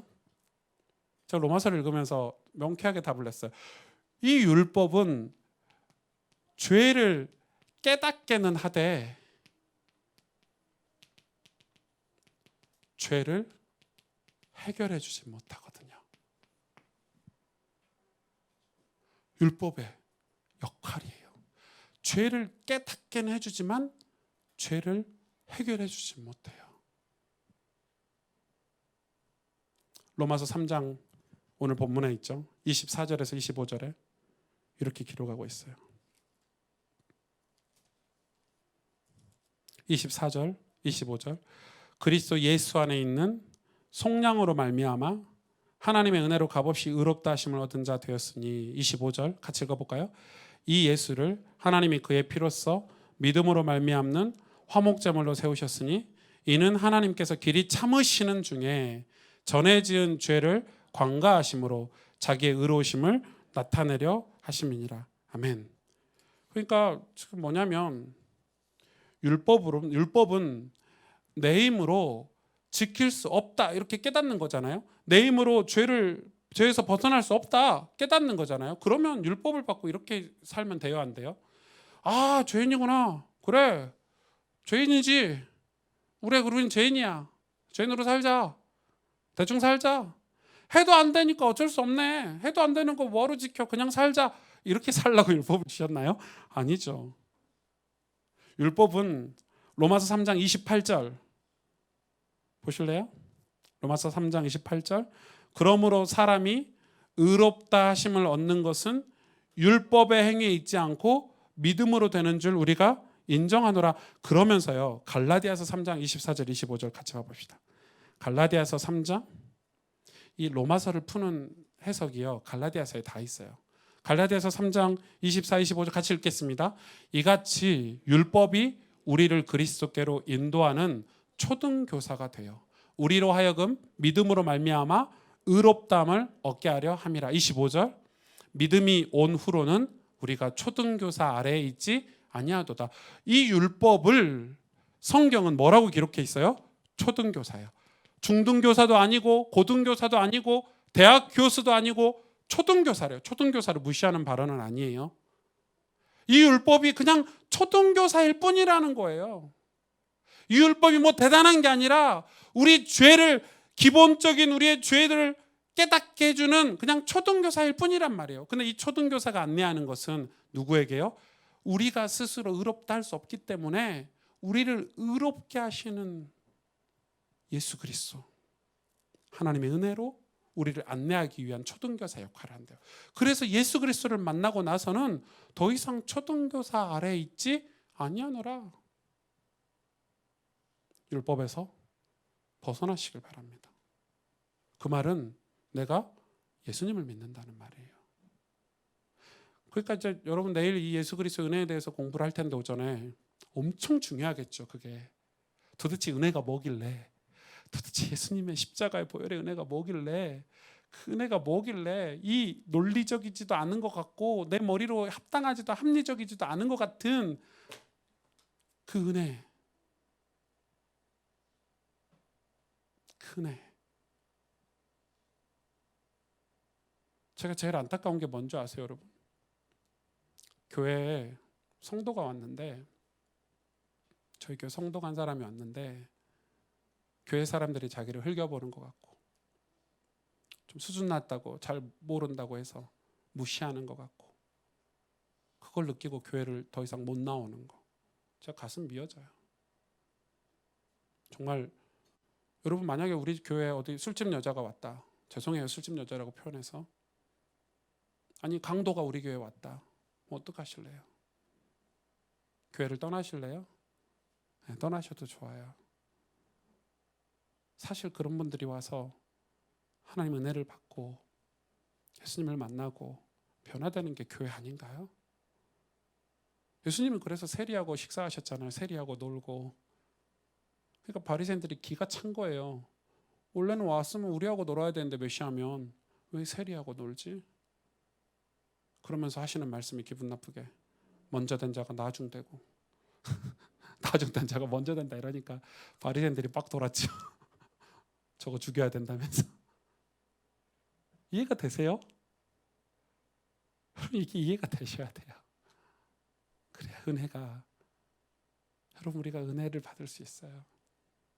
왜 은혜를 못 받는 줄 아세요? 특히 우리나라 사람들은 오랫동안 유교적인 사상에서 컸어요. 이 유교가 율법하고 비슷한 게 많아요. 말도 안 되는 이야기를 하는 거예요. 아니 은혜 받는데 뭐가 필요하대요. 아니요, 은혜를 하나님이 주시는데 왜 우리가 뭐가 필요하다고 얘기해요? 은혜는 하나님이 주시는 건데, 하나님이 나를 건지신 건데, 근데 그 은혜를 뭐가 필요하다고 우리가 만들어요. 교회가 만들어요. 교회가 회의해가지고 만들어요. 구원받는 걸 교회가 만들어요. 목사들이 만들어요. 성경적인 기준이 아니고 성경이 말하는 원리와 원칙이 아니고 회의해가지고 우리가 만들어서요. 딱, 쟤는 구원 못 받아. 쟤는 안 돼. 안 되는 게 어디 있어요, 여러분? 얼마나 교회가 타락했는지. 여러분, 교회가 지금 사람이 많이 모이고 번들하게 보인다고 해서 좋은 게 아니고요.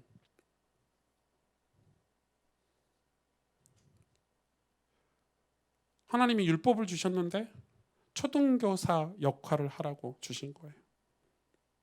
여기서 뭐라고 나오죠? 율법을 언제까지 율법이 필요하냐? 오늘 갈라디아서에 처음 나오는 단어죠. 믿음이라는 단어가 나오죠. 믿음이 생길 때까지. 왜? 하나님이 은혜의 표현으로, 은혜 받았다는 표현으로 주신 게 바로 믿음이에요. 그러니까 은혜를 받았다는 말은 내가 믿음이라는 게 생겼다는 거예요. 믿음이라는 게 생긴 거예요. 그래서 은혜를 받고 나서부터는 초등교사에서 더 이상 초등교사 아래 있을 필요가 없다, 이렇게 이야기하는 거예요.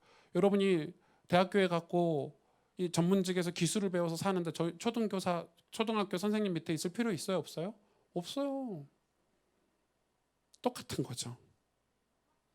예수 그리스도를 믿음으로 의롭게 될 수 있는데 율법이 그 선한 역할을 하는 거예요. 예수 그리스도께 안내하는 거예요. 예수 그리스도께 안내하는 거예요. 고린도전서 3장 15절 16절에 이런 말씀이 있어요. 여러분, 성경을 많이 보셔야 돼요. 성경으로 확인하셔야 돼요. 같이 읽겠습니다. 누구든지 그 공적이 불타면 해를 받으리니 그러나 자신은 구원을 받되 불 가운데서 받은 것 같으니라. 16절에 너희는 성전인 것과 하나님의 성령이 너희 안에 계신 것을 알지 못하느냐, 이렇게 얘기했죠. 그러니까 이게 고린도서 3장 15절에 누구든지 그 공적이 불타면 해를 받는데요. 당연하죠. 그러나 자신은 구원을 받되 불 가운데서 받는 것 같으니라, 이렇게 말씀하셨어요. 그러면서 뭐라고 얘기했냐면 출애굽기에 이 공적에 관한 설명이, 이 공적을 지금 이 고린도전서에 설명을 하면서 하시는 말씀이 뭐냐면 이 우리 마음에 이 수건이 덮여져 있대요. 수건이 이렇게 덮여져 있기 때문에 이 수건이 벗겨져야 되는데 언제 벗겨졌냐면 예수님 앞에 가면 벗겨진대요. 그러니까 우리가 계속 우리 안에 공적이라는 걸 쌓아요. 이게 율법이에요. 난 선하게 살아야지, 착하게 살아야지. 나는 그래서 선하게 살고 착하게 사는 게 잘 안 되니까 수건으로 자꾸 뭔가를 덮는 것처럼 덮는단 말이에요. 껍데기를 자꾸 두껍게 채운단 말이에요. 근데 그거는 나중에 어떻게 되냐, 하나님이 심판 때 다 불로 태워버린대요. 그러니까 여러분, 구원은 사실은 부끄럽게 받는 거거든요. 부끄러워야 받을 수 있는 게 구원이에요. 이거 다 수건 태우고 내 공적 태우고 나는 죄인이구나 깨달아야 받는 게 구원인데 수건을 마음에 계속 덮고 있어요. 이렇게 천주교 가면 여자분들이 다 머리에 이렇게 수건, 하얀 수건 덮고 미사드리거든요. 구약 율법자로 이렇게 다 덮고 있는 거예요. 가리는 거예요, 하나님 앞에. 근데 여러분, 하나님 앞에 가리는 게 좋은 거예요? 아니죠. 여러분 자식들이 와가지고 여러분 앞에 거짓말하고 숨기고 말 안 하고 아픈데 안 아픈 척하고 그럼 여러분 부모가 좋아요? 안 좋죠. 그 공적은 다 불타요. 그래서 불탄 중에서 구원을 받는 거예요. 그게 불이 타야 구원을 받는 거예요. 우리가 하나님의 성전인 거예요. 성령이 너희 안에 계신 거 알지 못하느냐. 그게 되려면 그 공적이 불이 타야 돼요. 그런데 우리가 왜 은혜에 입성하지 못하고 믿음으로 입성하지 못하죠? 율법이 우리를 지금 사로잡고 있는 거예요. 율법이 우리를 이렇게 붙잡고 있는 거죠. 여러분, 이거는 굉장히 중요해요. 그래서 율법을 깨닫는 게 뭐냐면 예수 그리스도를 깨닫는 거예요. 율법을, 하나님이 주신 율법을 깨닫는다는 말은 율법을 제대로 깨달으면 뭐가 되냐면 난 죄인이구나. 난 내 의로는 구원받을 수 없구나. 난 이 율법을 내가 지키려고 노력해서 이 율법을 지켜가지고 구원받을 수 있는 사람이 아니구나. 그래서 우리를 의롭게 하시는 예수 그리스도를 향해서 가는 거예요. 그게 율법의 선한 기능이에요. 그런데 이 율법의 악한 기능에 사로잡히는 거예요. 내가 좀 착하게 좀. 그 교회 오시는 분들 중에서도 밖에서 예수 믿는 분들이 교회 오신다고 할 때 저한테 그런 분들 많거든요. 아, 목사님 그래도 제가 담배라도 끊고 교회 가야지. 그리고 지금 우리 집도 좀 이렇게 정상화 시켜서 교회 가야지. 그게 다 이런 거예요. 부끄럽다 이거죠. 교회 갔는데 부끄럽다 이거지. 그러니까 이게 율법의 악한 기능들이에요. 그게 다. 여러분 담배 안 끊으셔도 돼요. 여러분 예수님 믿다가 담배가 끊어지는 거지 담배 끊고 예수님 믿는 게 아니에요. 담배 계속 피셔도 돼요. 성경에 담배 피는 내용이 안 나왔다니까요. 폐암만 빨리 걸릴 뿐이지 천국을 오히려 빨리 갈 수 있어요. 담배를 계속 피시면 좋은 거예요. 그러니까 나쁘지 않아요. 그래서 계속 피셔도 돼요. 그 뭐 숨어가지고 이렇게 막 죄인인 것처럼 이렇게 피시지 않아도 돼요. 사람들에게 냄새로 피해를 주고 이러니까 금연 장소가 있는 거지. 율법은 내가 뭔가를 이룰 수 있다. 자기 의가 강해서 그걸 의식하기 시작하면 뭐가 되는 거죠? 율법적인 종교인이 되는 거예요. 최악이에요, 최악. 율법적인 종교인이 되기 시작하잖아요. 여러분 최악이에요. 그 사람은 남도 죽이고 자기도 고통 속에서 살다가 예수님 못 만나고 종교인으로 끝나는 거예요. 그게 바리새인들이에요. 그게 바리새인들이에요. 평생을 하나님 섬긴다고 하는데 그 섬기는 게 하나님을 진짜 섬기는 게 아니고 자기 만족과 자기의 의를 이루기 위해서 신앙생활을 하는 거예요. 교회 와서 열심히 뭔가 하는 분들 중에 하나님을 기쁘게 하고 하나님을 영화롭게 하기 위해서 하는 게 아니라 내 그 종교성을 채우기 위해서 하시는 분들 있잖아요. 그럼 그 사람들의 특징은 막 이렇게 비교하고 편을 가르고. 제가 그거 조금 했었거든요. 진짜 저는 열심히 특심이었기 때문에. 근데 그게 두 종류예요. 제가 하면서 너무 기뻐요. 하나님께 영광 받으시라고. 하나님을 위해서 또 영혼들을 위해서. 그건 문제가 안 돼요. 절대 비교하거나 이렇게 얘기하지 않아요. 그런데 그게 그 자기 의가 자기 정당성을 가지고 그런 피해의식을 가지고 그 율법이 자기 의가 되면 어떻게 되죠? 40일 기도, 40일 금식 기도 해가지고 말씀 사경에 1강 듣고 나서 2강 때 안 와버리는 거예요. 여러분 맨날 술 먹고 와가지고 은혜 받은 사람들이 2강 3강도 와요. 내가 40일이나 금식했는데 왜 나에게 은혜 안 주셨어 하고 삐껴가지고 2강부터 안 오는 분들이 있어요. 여러분 말이 돼요? 근데 그런 사람이 한국 교회를 주를 이루고 있어요.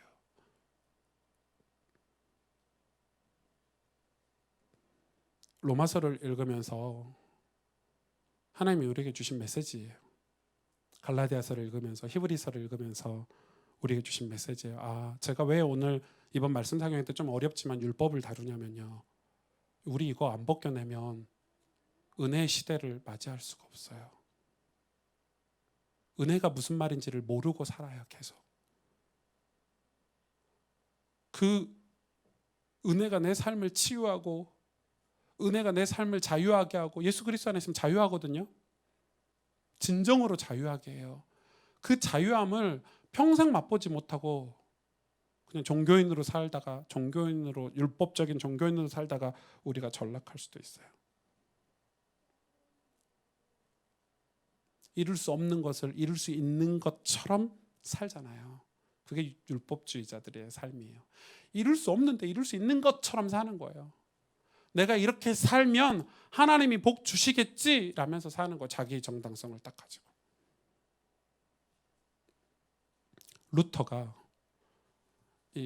종교개혁자 루터가 그렇게 살았잖아요.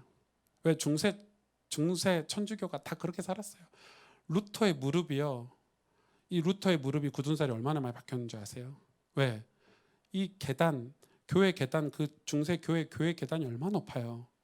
그걸 무릎으로 올라갔어요. 스스로 고행을 했어요. 제가 얘기했잖아요. 이 몸속에 줄을 넣어가지고요. 이 팔에다가 이렇게 줄을 넣었어요. 그리고 이 허벅지에다가 안쪽으로 가시가 있는 이 갈고리 같은 거를 허벅지에 이렇게 둘렀어요. 그럼 우리 어렸을 때 그 이 쥐 같은 거 잡으려면은 쥐가 발에 딱 걸리면 딱 잡아당기면 쪼여지잖아요. 그걸 여기다 감아놨어요. 그리고 여기다 손에다가 줄을 잡고 살아요. 그리고 가다가 예쁜 여자 만나면 쟤다 하고 잡아당기는 거예요.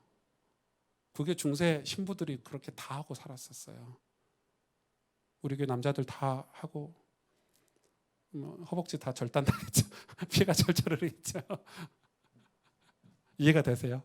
그리고 어떻게 고행을 했냐면 하나님 앞에 가려고 구원받으려고 무릎으로 그 계단을 찍어서 올라가니 무릎이 다 까졌잖아요.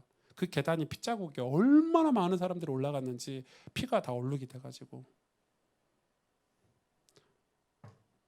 루터가 어느 날 성경을 로마서를 읽다가 깨달은 거예요. 로마서에 이렇게 기록되어 있는 거예요. 의인은 믿음으로 말미암아 살리라. 의인은 믿음으로 말미암아 살리라.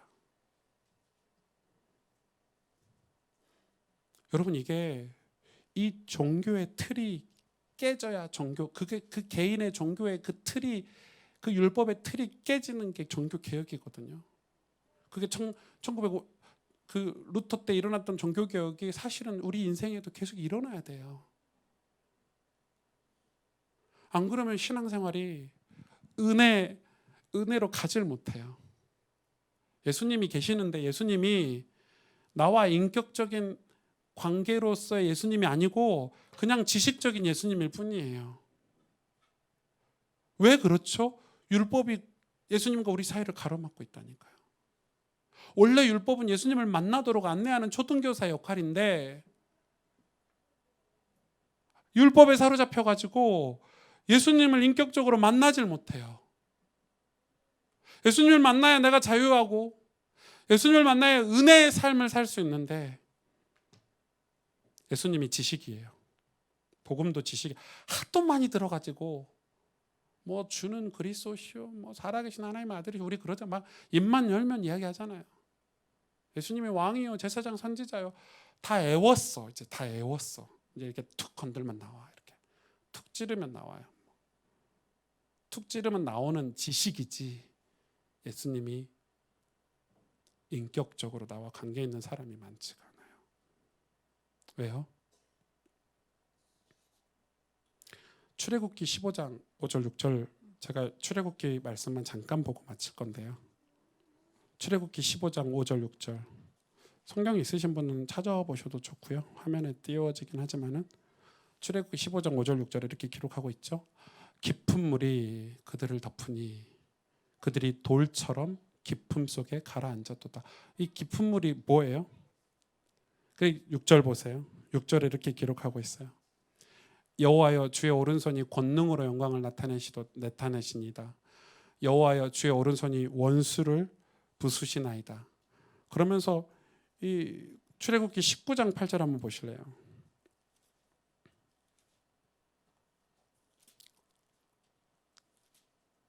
(19장 8절을) 제가 읽을게요.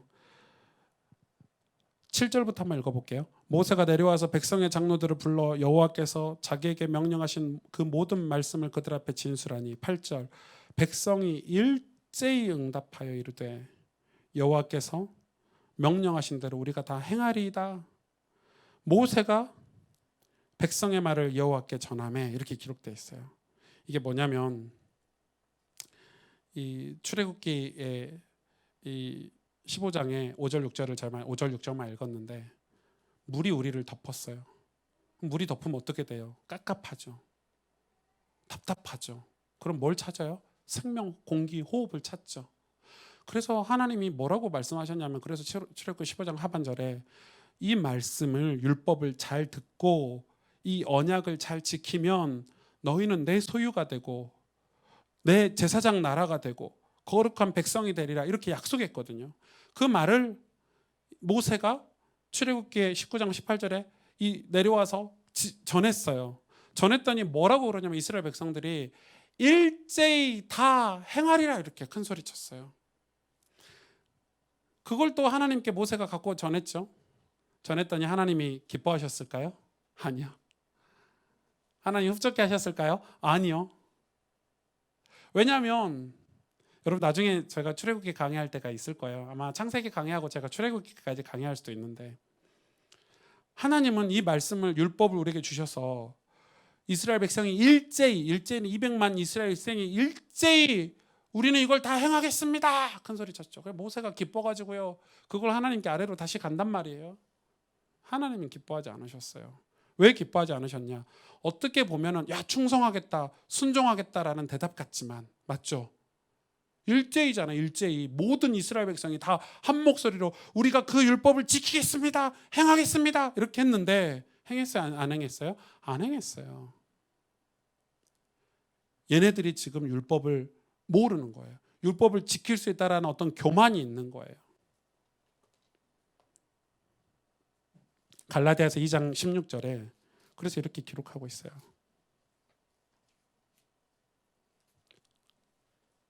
사람이 의롭게 되는 것은 율법의 행위로 말미암음이 아니요 오직 예수 그리스도를 믿음으로 말미암은 줄을 우리가 그죠? 그리스도 예수를 믿나니 이는 우리가 율법의 행위로서가 아니고 그리스도를 믿음으로써 의롭다함을 얻으려 함이라. 율법의 행위로서는 의롭다함을 얻을 육체가 없느니라. 그러니까 사실 하나님이 지금 출애굽기에 율법을 주시면서 이 율법을 가지고 죄를 깨닫고 회개하라고 주셨는데, 이스라엘 백성은 이렇게 얘기했어요. 우리가 다 지켜 행하겠습니다.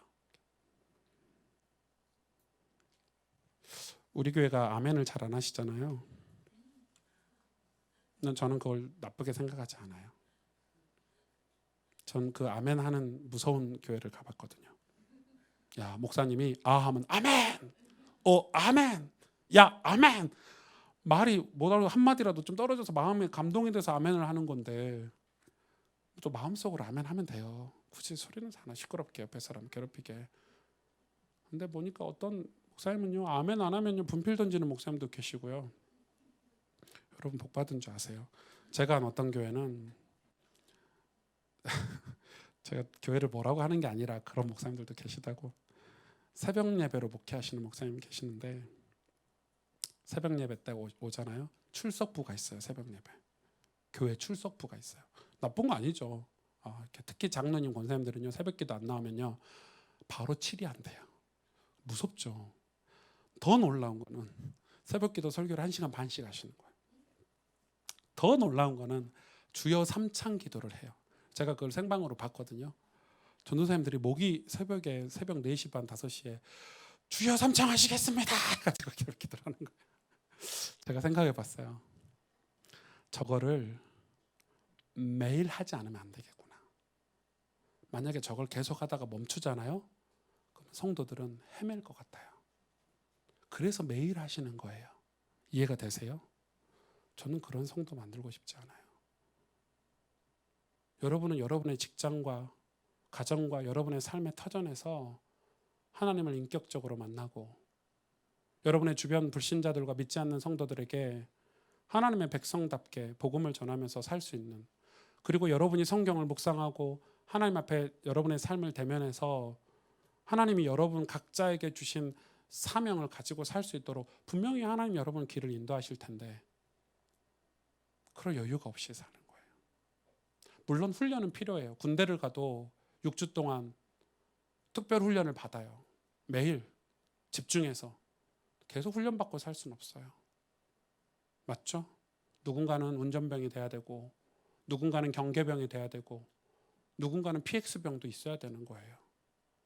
누구는 요리도 해야 될 거 아니에요. 군대가 돌아가려면.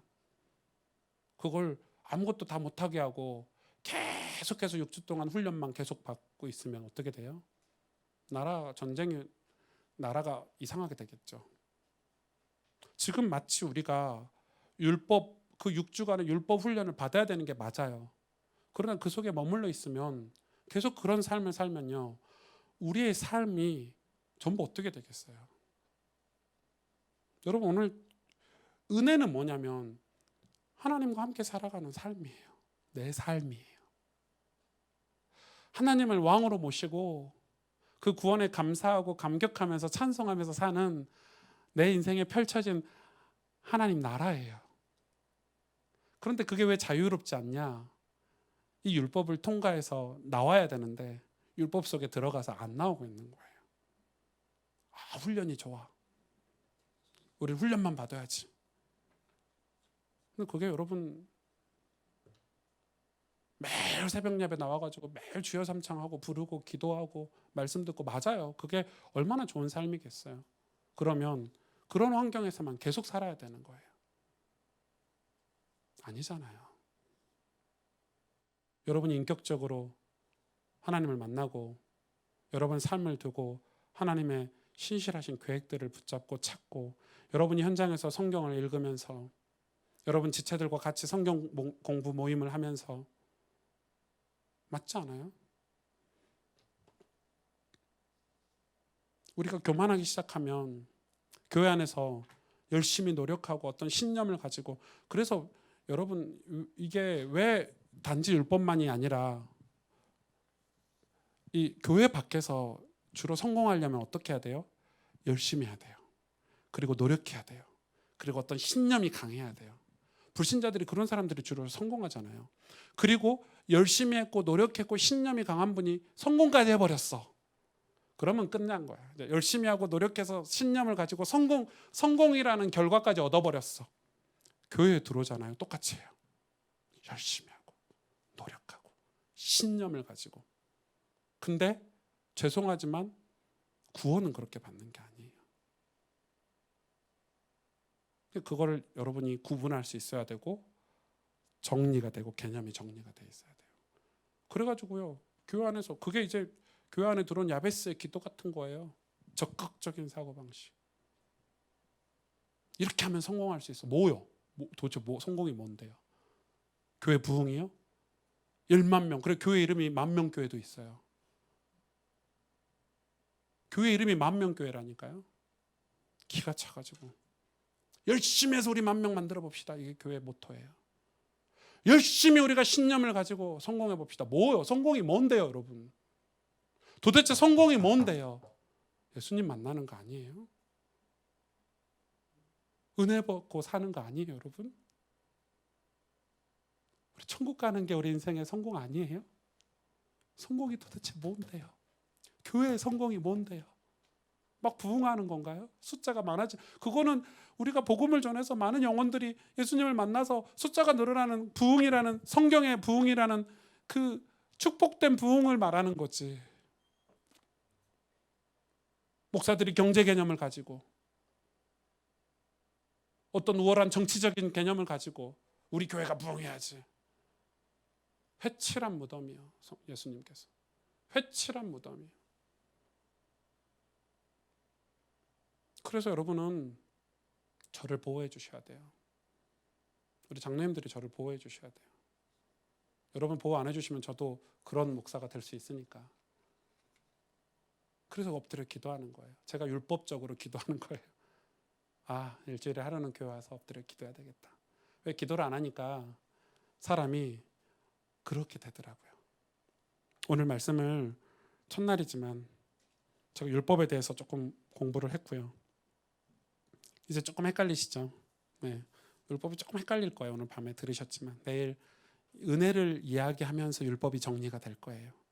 율법의 이 역할들이 우리에게 좀 정리가 될 거예요. 근데 여러분 이게 여러분 개념 정리를 하고 계셔야 우리가 은혜라는 말이 무슨 말인지 이해가 돼요. 안 그러면 은혜를요 굉장히 하찮게 생각하거나 은혜 받는 게 너무 뭔가 어려운 뭔가 율법 속에서의 은혜를 자꾸 찾다 보니까 신앙생활이 진짜 이상하게 되는 경우가 많아요. 저는 우리 교회 가스펠교회 우리 성도님들이 진짜 은혜 속에 있었으면 좋겠어요. 그 은혜가 우리를 사람을 바꾸고 그 은혜가 시대를 바꾸고 그 은혜가 우리 후대들을 바꾸는 거지 은혜가 아닌 게 우리를 바꾸지 못해요. 그래서 여러분 이 율법은 이 은혜를 향해서 하나님이 가도록 우리에게 길라잡이로 주신 거다. 그렇죠? 오늘 그 공부를 한 거예요. 우리 같이 기도하십시다.